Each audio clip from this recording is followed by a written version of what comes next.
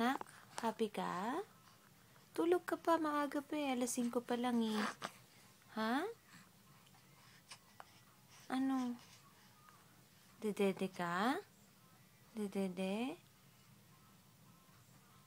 Dede? Ano? Magcha-church tayo ngayon? Ha? Sama ka sa church? Sasama ka sa church na? Yes? Gusto mo silang makilala lahat? Ha?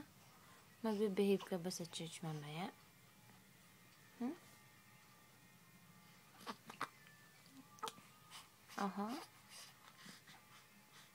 Matutulog ka o mag-iingay ka doon? Titignan mo si Daddy? Titignan mo si Daddy?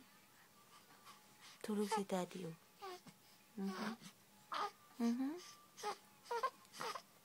Ano? Iyak ka na? Kanina, pag-usap ka ngayon, iiyak ka naman. Kau talaga? Ano na? Iyak-iyak? Dede ka?